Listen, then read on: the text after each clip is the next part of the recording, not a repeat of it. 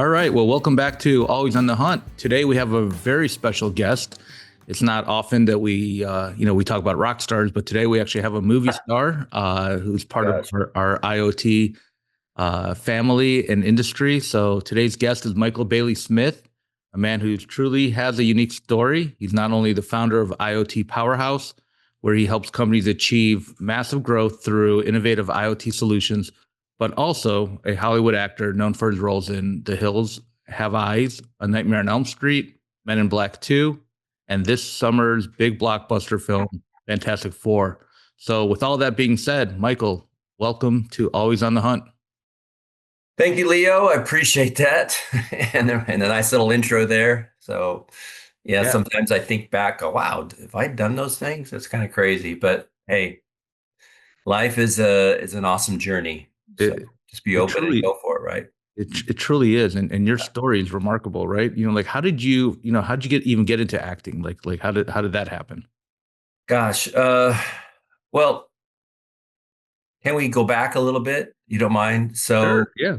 So, I finished my high school in the Middle East in Iran, actually. So, in Tehran American School. And I've always wanted to play college football. I had all the NFL teams painted on my wall and little pictures and things. And I just love football. I played all sports, basketball and baseball, but that particularly. And I was a skinny kid, 6'4", 160 pounds. But I wanted to play college football. And being the oldest of six kids, my parents couldn't afford to send me to college, especially, I'm in Iran. Mm-hmm. And so I joined the military, and I was in the 82nd Airborne Division as a paratrooper, got the GI Bill, but doing something in the 82nd, it's hardcore. So, and, I've always had this kind of, this mantra of life is that, and my dad's taught me this, is that try to always set your goals super high, so high that you're afraid to tell anybody about that goal. That's how high you want to set it, right? And so I did. I said I wanted to play for a Division I football team, and I played some high school football in Iran. They had what do you call it? They had football teams there, and so I played that. And but that's as far as it went. And so I wanted to play for a Division I school. So I joined the military. I got bigger. I went from 160 pounds to 240 pounds.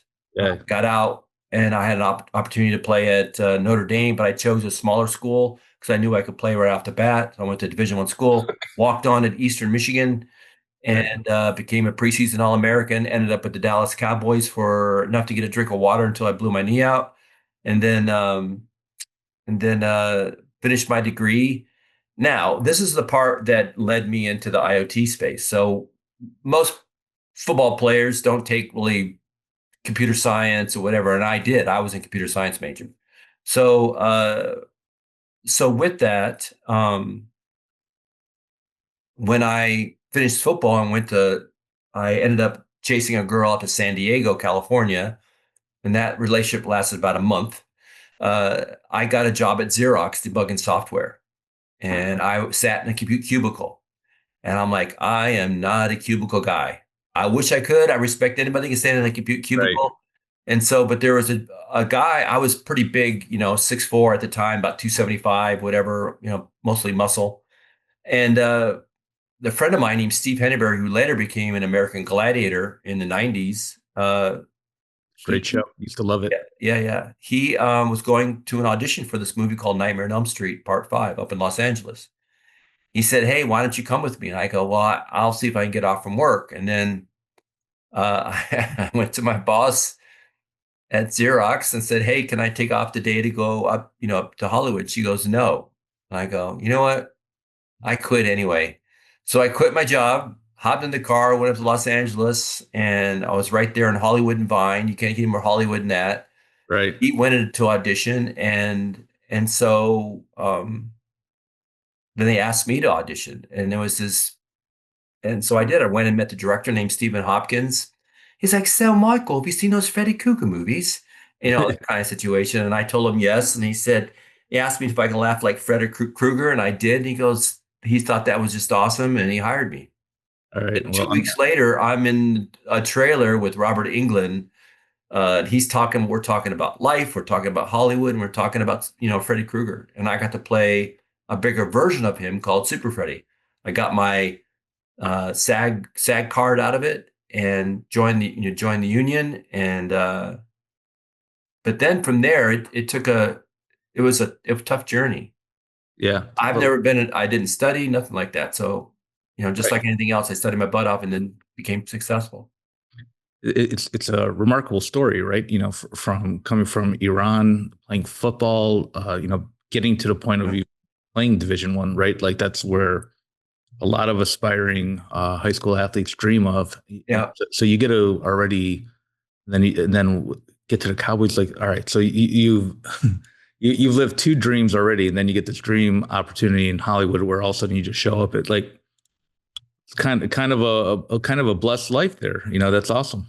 Well, I mean, people say that, but it's blessed, but it's not without hard work, right? Yeah, None of this would happen if I was lazy or sure. I was scared to step forward and raising my hand and saying I'll do it. I mean, there's two types of people in this world.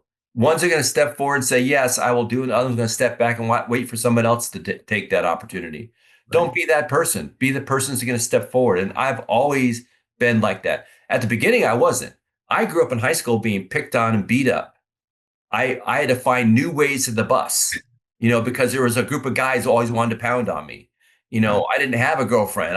Think I did later on in high school a little bit, but still, Yeah. nothing like that. I was the, But was that the bullying kind of the motivation of like getting into both? yeah, I think, of And course. yeah, Yeah. And football, of yeah, course. Yeah. Building my body and becoming a good athlete, earns that respect. But it's the same thing, being in, because I work in the IoT field, right? So there's a lot of brilliant, incredibly smart people in that field, and I sometimes am intimidated by their brilliance, And but I can make up for some of this with freaking hard work, and right. that's what I do. I don't take no for an answer, and I just work my ass off until I become successful. So yeah, And your military background, like yeah. that military training, how did that help you, or how did that kind of mold you into who you become? Yeah, so when you have to spend late nights in front of a computer, or I'm on a phone call with China or somewhere else in Asia, talking to customers or whoever, it doesn't bother me. There's nothing compares to being in the military and being in the 82nd, having a parachute strapped on you with 100 pounds of crap, and you get thrown out of a plane. Well, you jump out, a perfectly good airplane, as they say. Right, right, Yeah, so it's and my older son was in the military, Army Ranger, special operations, got out like I did and played college football. Now he's back in, going a different route, even more special. So pretty cool. yeah, Yeah. that's awesome. I always wonder about like, you know, your types. Is it like really is it bravery or craziness?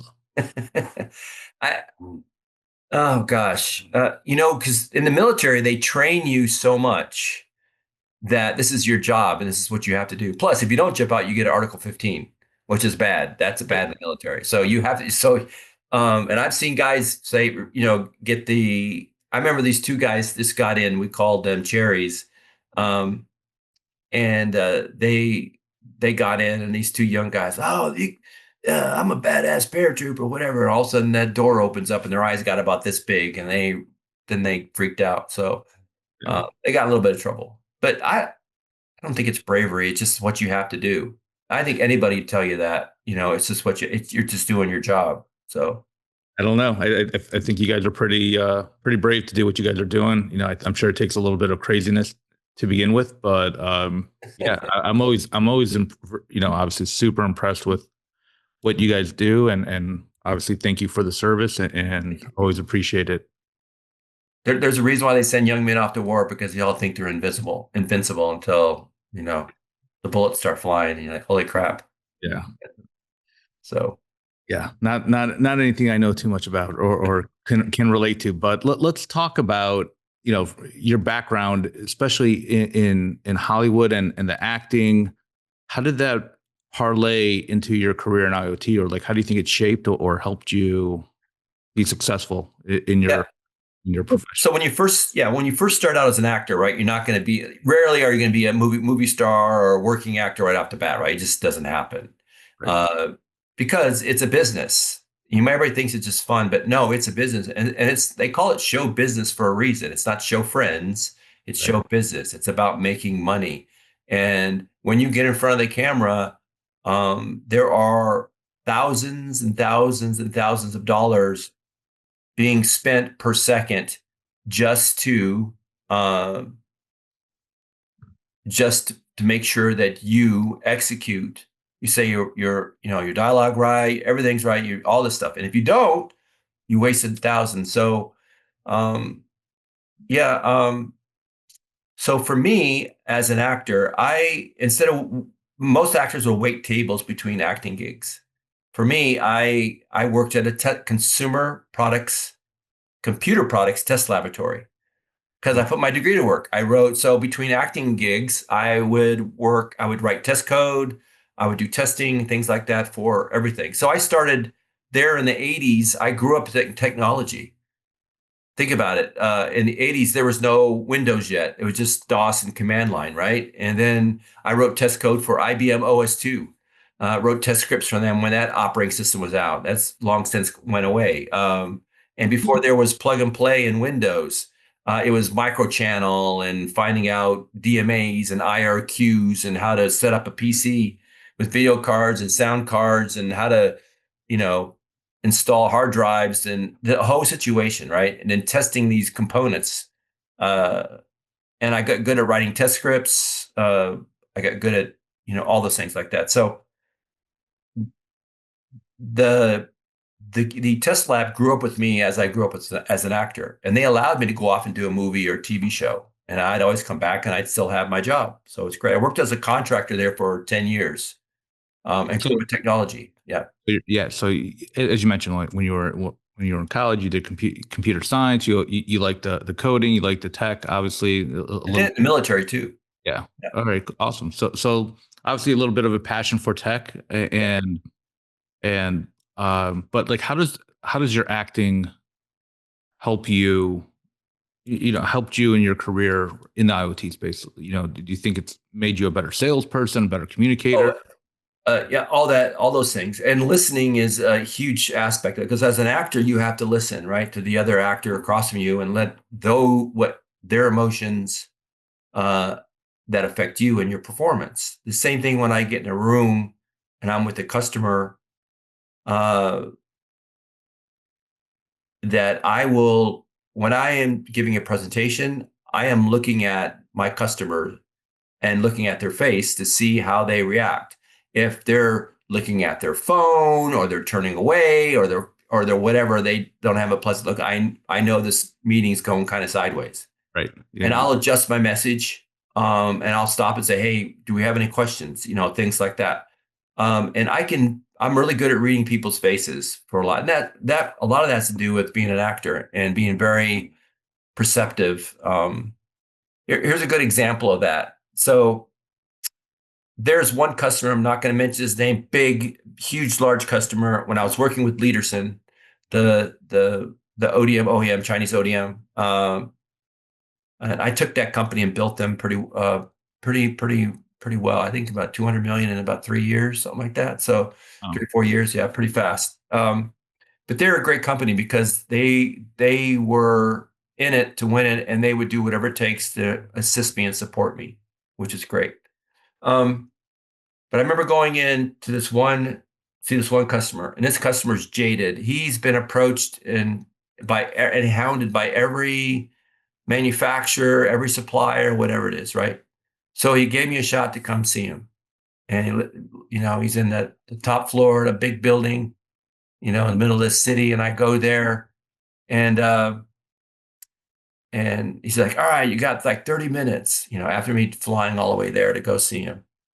And I walk into the office, and the first thing I see, we start to introduce each other, and I see a picture of him in a military uniform in the back. Um, And I said, hey, I said, you're in the military? He goes, yeah, I was in the Army. I said, oh, cool. I said, so was I. I was in the 82nd Airborne Division. He goes, you were a paratrooper? I said, yeah. He goes, boy, you got to be crazy to jump out of Yeah. airplane. I said, well, there's only two things that fall from the sky: bird shit and fools. I don't have wings. And he started laughing. And that built a relationship. So the thing is being really aware and of people, building that relationship, building trust. Those are the things you do as an actor, and that really pays off for me as a salesperson. Yeah. I mean, I think it, I think that's definitely a skill that most salespeople, unfortunately, they don't want to, or they don't think they need to develop. They'll just go in and they'll do their pitch and call it a day. Where Yeah. reading the room, seeing the feedback, the facial expressions, the body language, the body language tells more than anything verbal will ever tell Yeah. you. And I play a lot of poker, so that's a big part. That's a You big know the part. same thing. Yeah, Yeah. that's a big part of Called it. poker face stuff for no reason. Yeah. Yeah. So recently you launched IoT Powerhouse. Yes, sir. Tell the listeners about it. What do you guys do there? Yeah, so at IoT Powerhouse, what we do is we represent exceptional technology companies, mostly in the IoT space, but we're branching out to other fields too. There's a lot of companies that need help in sales. They just do. Hmm. And willing to do the hard work. I mean, I get AI emails every day, like we all do, right? Right. You can tell it's an AI. You can just I don't care. It just we do the hard work. We're calling and we're sending emails and we're building relationships and we're understanding the market and what they need and we're listening to people. And this is like a big benefit of what IoT Powerhouse does. And so with that, because of our reach and connect and contacts within the IoT space, uh, we have taken companies, and I think this last year, I mean, it's been a year. We've generated probably close to 50 million in revenue for my customers. Great. Um, and and the thing is, Any products that household names or that we're getting there. Yeah, they're getting there. So yeah, things are being manufactured. So yeah, it's been pretty good. good? When I first started this, I didn't think because I had been building this, for 30 years. I've been in the IoT space. Before that, like the test lab that I used to work for when I was an actor, we were the first Zigbee test laboratory. Well, I grew up with technology when there was no Wi-Fi. Right. Wi-Fi wasn't even invented yet. Maybe it was in some back room, whatever. I grew up with technology, all of that stuff like that. So when Windows came out and just everything. So I know the pathway of how things have been going, and so it was a natural progression for me that when it was time for me to step away from Hollywood, and I still dabble in it every so often when I can. Um, IoT was a space to play in. So So let's talk about exactly like IoT means it can mean almost anything these days, right? So yeah. you're helping products like consumer products, right? Go Mhm. to market and get into retail and so forth, right? That's the specialty. Yep. Yep. And the thing is, I also help advise people on their product strategy to a certain extent. There are a few companies that their products are kind of not easy to install. And I've told them, I said, listen, the biggest complaint IoT has, it's gotten a lot better, of course, is the installation. People don't want to spend a lot of time, especially consumer products. If you're Right. spending more than 2 or 3, maybe 5 minutes to set something up, guess what? They're going to return it. That's what happened to like we can go on like Lowe's Iris and things like that where they had issues with that, right? Mhm.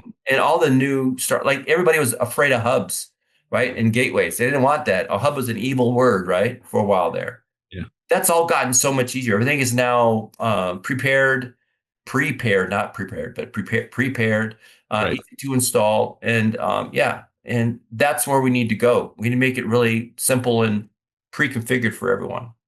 Yeah. And Yeah. yeah, what's it? Yeah. Simplification is key, right? Because like a lot of these products, Yeah. And so what I do is that I help advise people in that aspect. Your product's too difficult. We need to make this more plug and play. right? That's what you do, no matter what the product is. Where do you see the opportunity for growth in IoT? Like what product categories or where do you see like Obviously, we saw a lot with lighting. We saw a lot with with the Alexas and the Google Home products and stuff like that, thermostats. What other products are coming out or going to make Yeah. a difference? Did you notice? Did you notice at CES? I walked the floor. I missed the year before because I had my one of my knees replaced. Football, all that stuff like that, right? So I couldn't make it. But this last CES, there wasn't a lot. There was big brands there, but there wasn't a lot of like your traditional big brands. They all had suites. Most of them had suites and like private showrooms. And I think one of the reasons why is that IoT in the smart home space has become a little sedentary, right? Everybody's got all their sensors and things like that, and people are waiting for that next time, that next protocol or whatever. Maybe it's mmWave, maybe it is Matter, whatever it is. Maybe it's still Z-Wave with long range, all those. Um, and so and this gentleman by the name of Lou Danis out of Amazon, he told me something. He and I were having lunch one day, and he said, Michael, I said, there's three phases of IoT.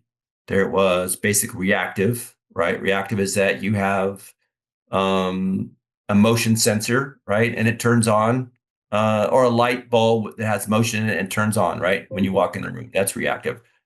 And then the next one would be proactive, where you can set routines and things like that, right? And then that would be that. Next one is predictive, and that's the phase we're kind of moving into now. Is more smart, more AI driven, to where your car is talking to your home and telling you, hey, Leo's coming home. And the house goes, wow, last 4 times or 5 times that Leo came home, he did this, this, and this. So, well, let's set it up for that. And then we walk in the house, right? That's what we do. And that's so you don't have to do anything. And that's all predictive. And that's we're in getting into that phase. And I think that's where IoT is going for definitely the smart home space.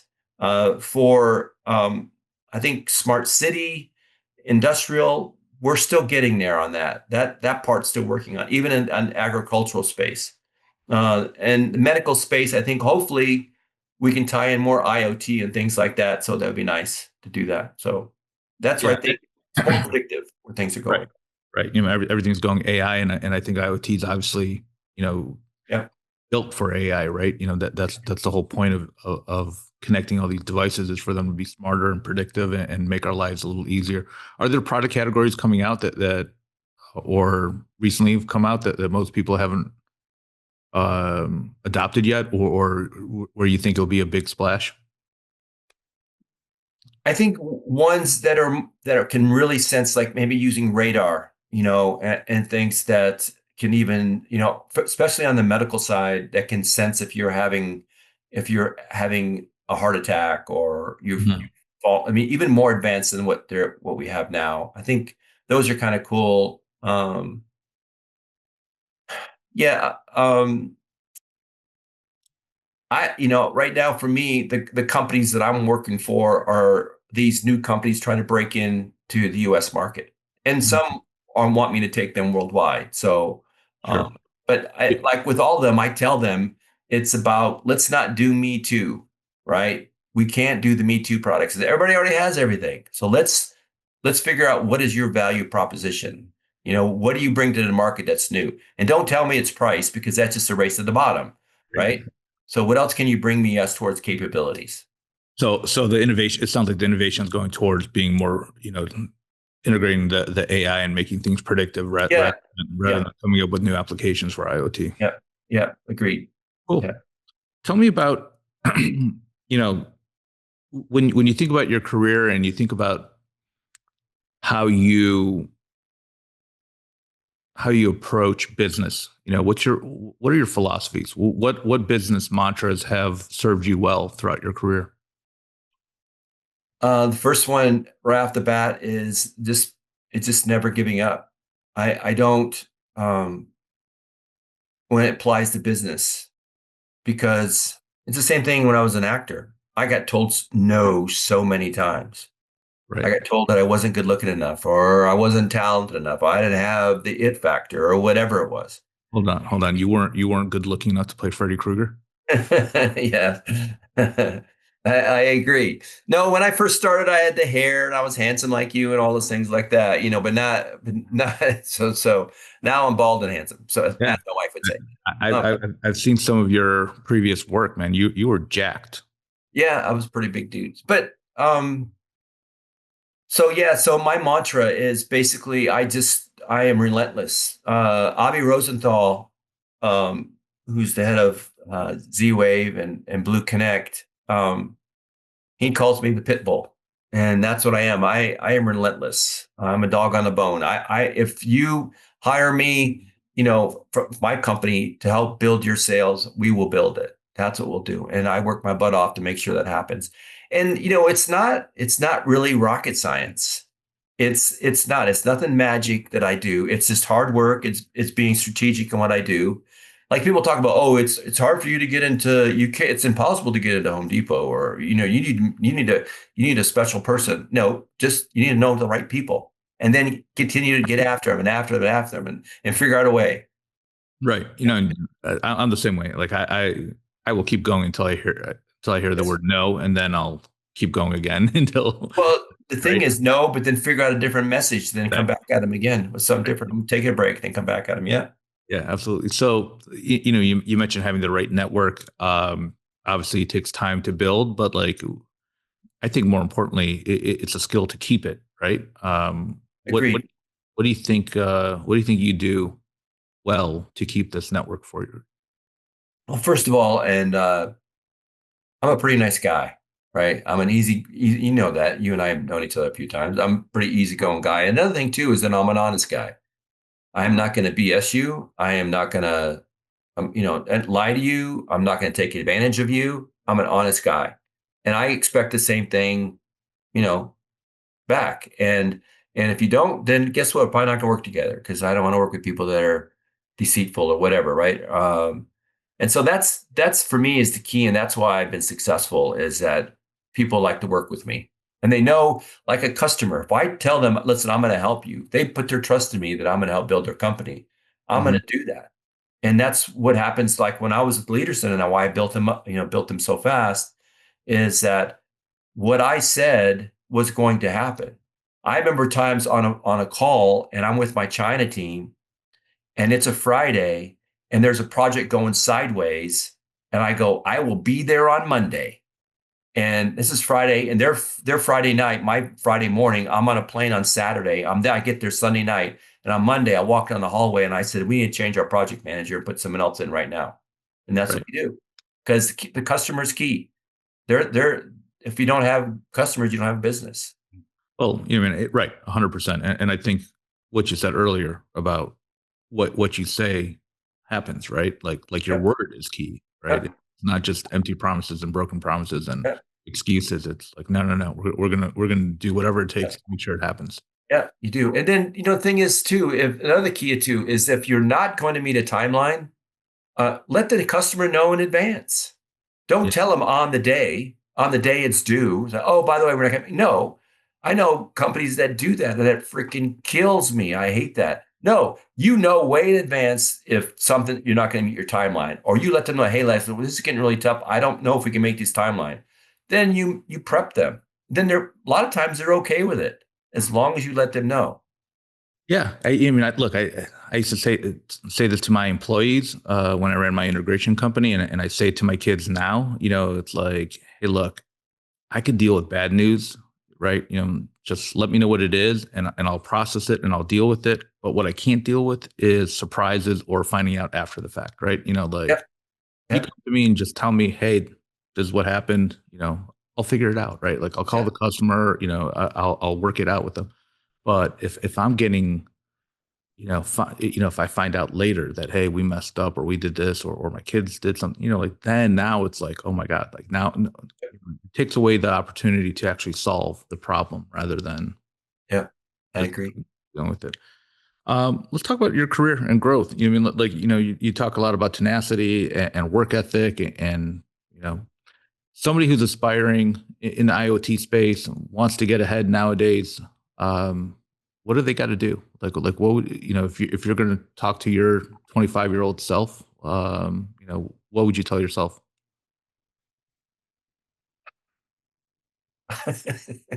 Let me see. Gosh, what would I tell my 25-year-old self? Is to first give yourself a break. Be a little easier on yourself. I'm hard on myself constantly. Yeah. Uh, I just got news today on something uh, from a customer, and it was a little disappointing. So, but understand that with every disappointment, there's always going to be success, and there always is. You just got to keep going and kind of give yourself a break. That's what I would tell my 25-year-old self. Uh, the other thing too is, again, if you have a dream, whatever that, whatever, I don't care what it is, a dream, set it high, set your goals high, right? Hmm. I understand in being, I'm 67 now, right? I know that, and in my life, I know that most people in this world are going to be average. They're going to live an average life, have an average job, whatever it is, and they're happy with that. That's totally fine, right? But then there's people that want to do more, right? It's like I treated life almost like a classroom, right? The grading scale. Well, most people are going to get C's in a class. There's a few that are going to get B's, and fewer than that are going to get A's, and Right. even fewer than that, I get A plus. So why not shoot for the A plus in life, as in class?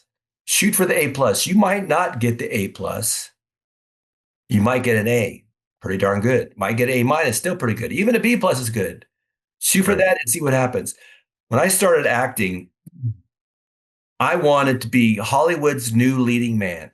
I put that on my mirror in my crappy apartment that I lived in Hollywood.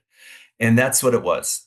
Michael Bailey Smith, Hollywood's new leading man. And I had that as my mantra that I put on there. And every morning when I'd get up, I'd shave and get ready to go and go to auditions or go to my work at the computer test laboratory I worked at. That's what I had. The same thing you should do as in your business. If you're going to get hired to do something, be the best darn person that you can hire.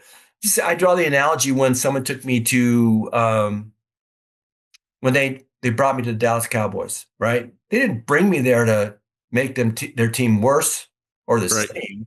They brought me there to win the Super Bowl, right? Be a part of that, to help Right. them win that. The same thing when someone hires you at a company. They don't hire you to make the company the same or worse. They hire you to make their huge revenue and profits and be a part of that whole machine to make that happen. So take that upon yourself to do the same thing. I always had my dad taught me this, and it's a great thing. If you're asked to do something, do a little bit more than you're asked, right? Yep. You're asked to do this, do a little bit more. Just do a little bit more. Not a lot. You don't have to do a lot. Just do a little bit more. And guess what happens? Because most people are doing just enough to get by. That's what most people are going to do. Do a little bit 100%. more than you're asked, and guess what happens? You'll get recognized. You'll get promoted. You'll get all the good new opportunities will happen. You'll make more money. I trust me, if you just do that, you stay a little longer, you work a little harder, you come up with new ideas, whatever it is. I've carried that throughout my whole life, and that's carried me. Yeah. I'll give you an example of my son. My younger son was playing college football, got 3 concussions and blew out his back, couldn't play anymore. So in the fall season, because he couldn't play anymore, he was still with the team, but he would work at this seasonal store for Halloween. And I said, put that theory to test. Just do a little bit more than you're asked. Within a Hmm. month, he was the manager of that store. Sure. Everybody else was in the back smoking pot Yeah. and whatever, right? 100%. I mean, like my dad used to, say something very similar. He would always be like, just 10 extra minutes. Whatever you're And doing, just do 10 more minutes of it. and do it right Right. and pay attention to detail. Those are super important. Yeah. And the first thing you said, I think resonates with a lot of people. It's be kind to yourself, right? Like Yes, give I think yourself a that break a little bit. We're right, not perfect. right. It's so funny because like there's so many times where something will happen to somebody else, and I'll be there and I'll be like, oh, it's all right, everything's okay, it wasn't your fault, blah blah blah. But if that happens to me, man, like worst critic ever, right? Yeah, I agree completely. I mean, I don't know if it's I just heard this saying, and I heard it's like that in Silicon. Silicon Valley, it's kind of like a mantra, or like an attitude. It's just there's either success or there's learning. There's no failure. It's Right. success. If you do like not succeed, you've learned from that. Yeah. How didn't I succeed? The same thing when I used to coach football back in California. Um, I coached football at the youth level, but when we didn't win a football game, I didn't. Oh, we just lost. No, I want to find out why we lost. Why Right. we lost, and let's fix that issue. Same thing with the why you didn't win a deal, right? Or why is your product not successful? Same Yeah. thing. Yeah. We do every deal that we lose, we re-examine, even when it's not our fault, right? But like, hey, was there something that we could have done differently? Is there something we could have noticed earlier? Like, you got to learn, right? Otherwise you just lost, right? Like, if you learn something, you didn't lose, right? So I totally agree. Yeah, it's called action report, right? You do that Right. in the military. Yeah, Let's ask some quick rapid fire questions. All right. I So am quick, ready. quick questions. All right. First thing, favorite Hollywood role you played? There's a few. There's a few of those. So the first one I did, can I say a bad word? I was scared shitless. No. When I did Nightmare on Elm Street, I didn't know what I was doing. I was scared shitless. So that wasn't really my favorite. It was fun and it got me started, but that was kind of cool. I thought I did a TV show called Nash Bridges. I Hmm. played an over-the-top traffic cop called Officer Mike Willis in Traffic, and I take myself way too seriously, let me tell you.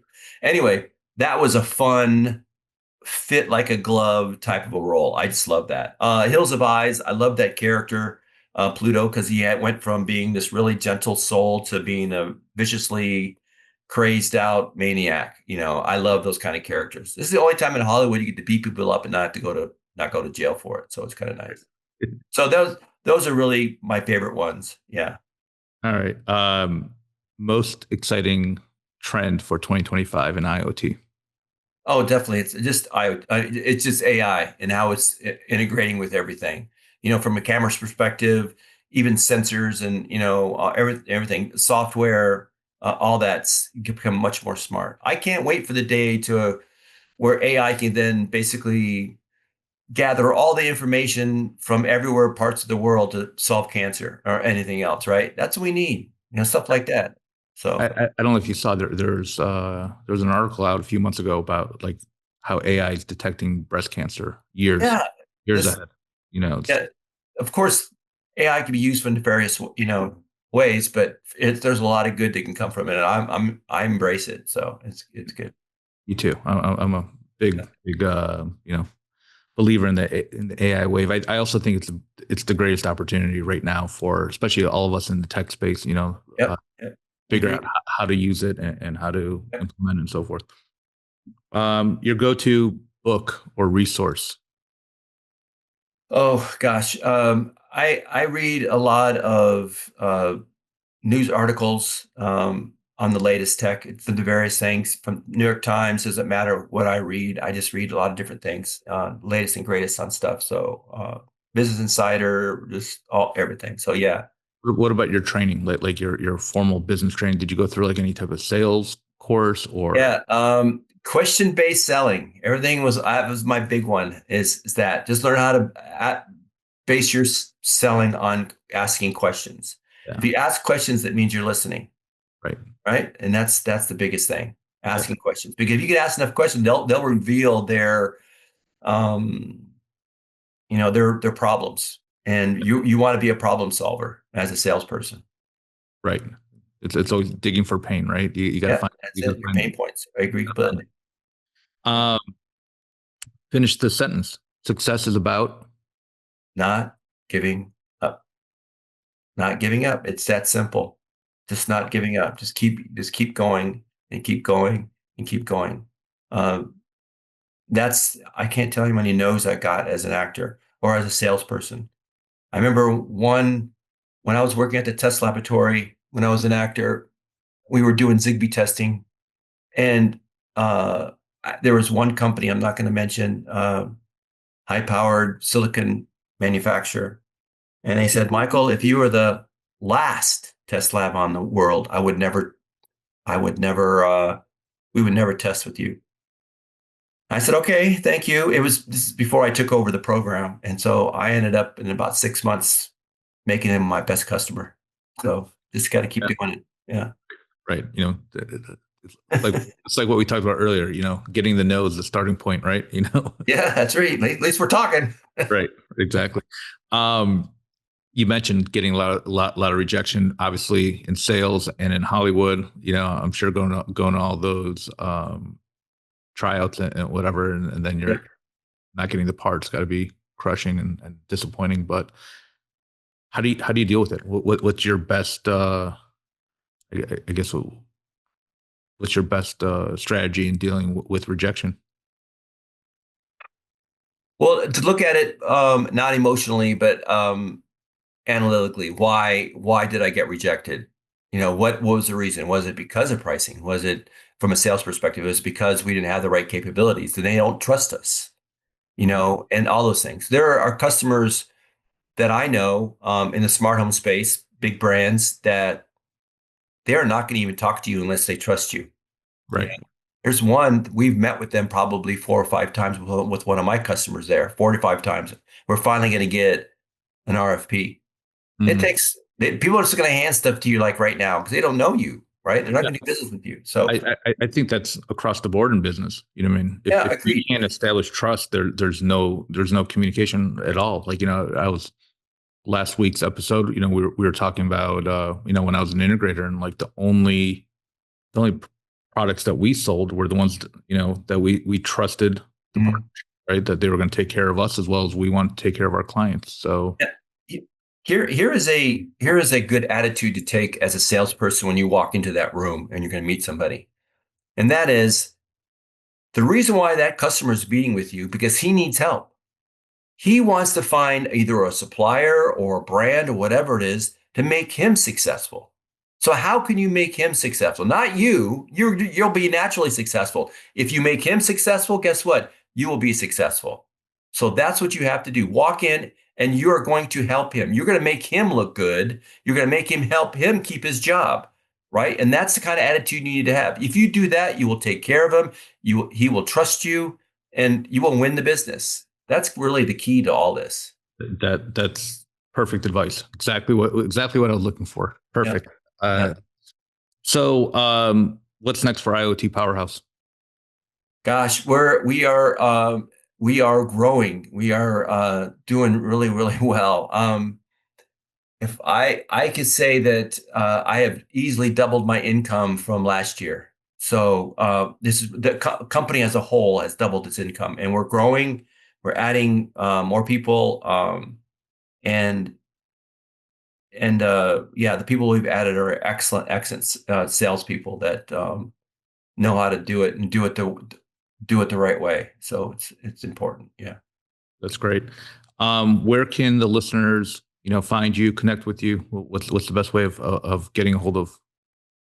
Yeah, so you can find me on LinkedIn, of course. I have my personal Facebook and X and Instagram.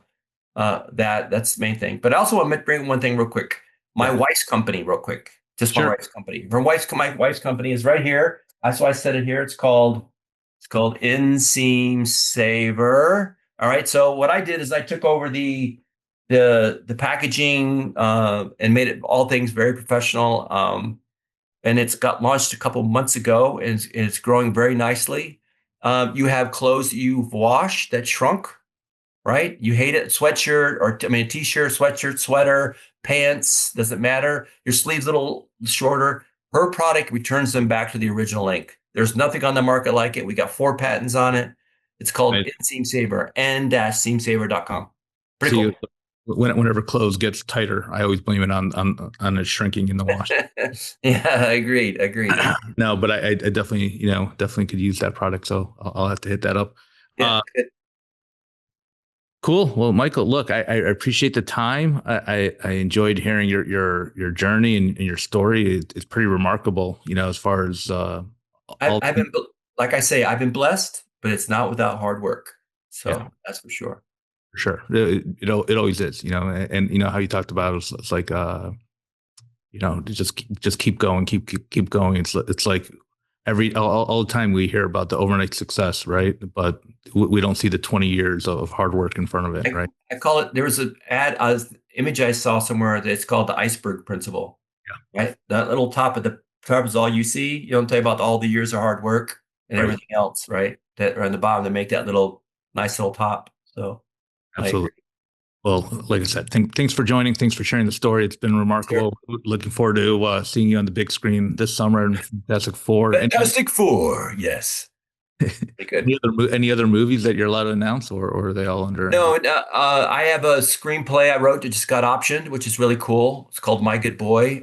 It's a pretty remarkable screenplay. It's based on a little bit of my life, and how this kid who grew up being picked on and beat up, and he used sports and to kind of get that respect. And then it goes sideways when it all goes away. So yeah, pretty cool. Got it. Well, hopefully we see that greenlit and on the screen one day. Yes, that is the plan, right? Never take no for Right. an answer. Absolutely. Well, good. Well, I appreciate it. And to the listeners, if you're still listening and still here with us, thank you. Please hit the like, subscribe, please share with your friends. And until next week, good luck with your hunts.